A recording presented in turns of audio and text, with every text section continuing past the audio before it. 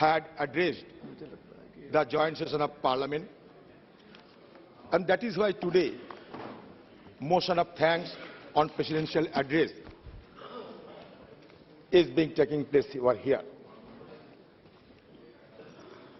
Sir, as we know that the presidential address is drafted by the government, so it is not the president, but government is responsible for the contents of the address.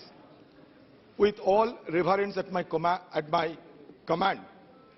I must pay my respect to the President of India, but I beg to differ with the tone and tenor inside in the presidential address. Sir,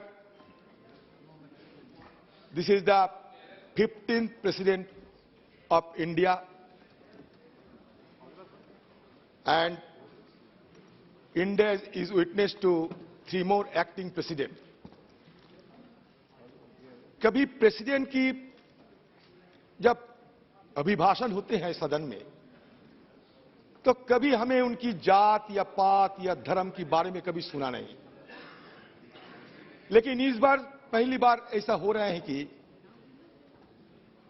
सारे हिंदुस्तान में ये ढिढोरा पीटा जा रहे हैं कि BJP party ने एक आदिवासी को प्रेसिडेंट बना दिया,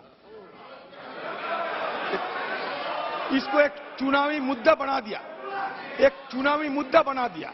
मेरा कहने का मतलब थोड़ा सोचिए, ये क्या चुनावी, ये क्या सियासी फसल उगाने के लिए?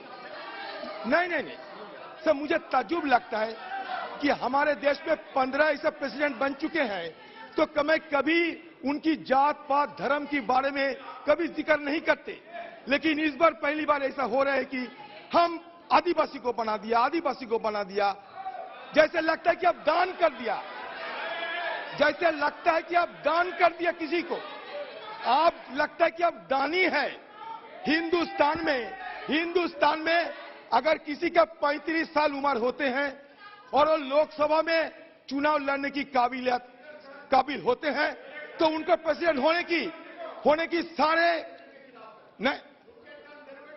नहीं, आप लोग करते हैं,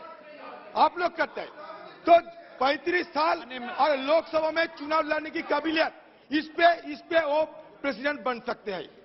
सर, इसीलिए नहीं, कभी मैं तो प्रधानमंत्री नरेंद्र मोदी जी को ओबीसी दादा नहीं कहते, हम तो कहते कि प्रधानमंत्री नरेंद्र मोदी। तो ऐसे कहिए ना, हम तो कभी हिंदुस्तान में शेड्यूल कास्ट प्रधानमंत्री बने, तो हम तो कभी हिंदुस्तान में मुसलमान प्रधानमंत्री प्रेसिडेंट बने, तो हम तो कभी जिक्र नहीं करते।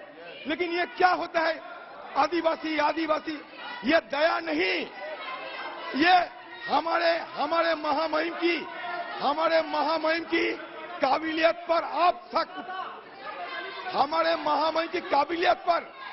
शक जता रहे हैं। उनकी काबिलियत पर भरोसा करो, दान करने की कोई जरूरत नहीं है। यह होगी प्रेसिडेंट ऑफ इंडिया की सही मायनों में मर्यादा को पालन करना। यही मेरा 350।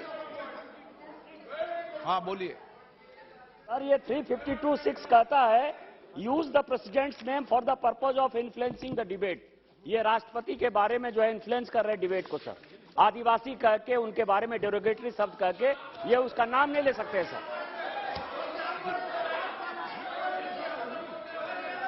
352(6)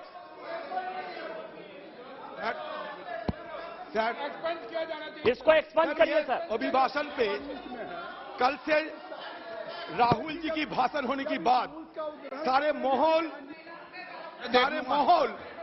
एक नया दिशा में आगे बढ़ रहे हैं। राष्ट्रपति के अभिभाषण में यह लगता है कि राहुल जी वर्सेस बीजेपी की जंग छिड़ गई है। तो मैं ये समझूं कि ये राष्ट्रपति अभिभाषण नहीं, ये राहुल जी वर्सेस बीजेपी हो रहे हैं। हर व्यक्ति ने, अरे प्रधानमंत्री जी के आने का पहले बहुत सारे ये लेफ्टिनेंट जनरल, सारे ब्रिगेडियर जनरल को यहां तैनात किया गया सिर्फ राहुल जी को ठोकने के लिए। इससे यह पता चलता कि Rahul ji has taken the right chord of the BJP party inefficiency. ये राहुल गांधी जी साबित कर दिया है कि आप जितना चाहो राहुल गांधी को पप्पू बनाने की। राहुल गांधी जी खुद आपको पप्पू बना दिया। राहुल गांधी खुद आपको पप्पू बना दिया। आपको पप्पू बना दिया। इसीलिए कहिए ना। गृह मंत्री जी। माननीय अध्यक्ष जी, ये माननीय सांसद को पप्पू नहीं कह सकते। माननीय सांसद है, इनको पप्पू नहीं कह पॉइंट ऑफ सकते। ऑर्डर बोलिए, पॉइंट ऑफ ऑर्डर बोलिए। आप गृह मंत्री पॉइंट ऑफ ऑर्डर बोलिए। आप जानते हैं मैं किस संदर्भ पे बात करते हैं, आप जानते हैं, बखूबी जानते हैं।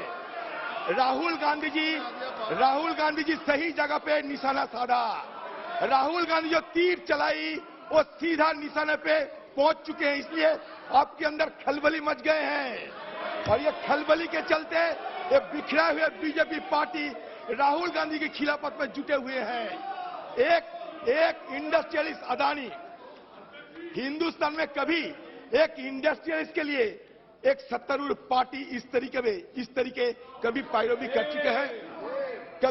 कर चुके हैं, एक इंडस्ट्रियलिस्ट के लिए। और ये हमारी मनगढ़ंत बात नहीं है, ये हिंडनबर्ग पेपर्स में आए। हम क्या करें, आप बताइए। ये हिंडनबर्ग रिसर्च पेपर में आए हैं, हम क्या करें। जो हमें मिला है उसी पे बदौलत हम ये मुद्दे उठाते हैं। इसमें अन्याय क्या है, आप खुद बताइए, इसमें अन्याय क्या है। लेकिन आप अदानी की बात करते हैं तब आप गर्म हो जाते हैं, आप अधीर हो जाते हैं, आपकी जहन में सहल नहीं होते हैं। तो हम क्या कर सकते हैं।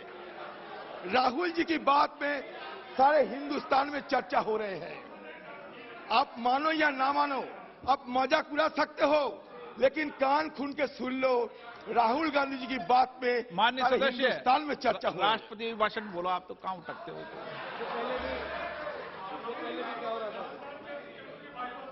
सर, बहुत दिन पहले कहीं एक किताब में पढ़े थे कि helmet is playing without the prints of dead mark. तो ये event without protagonist is being played upon here also.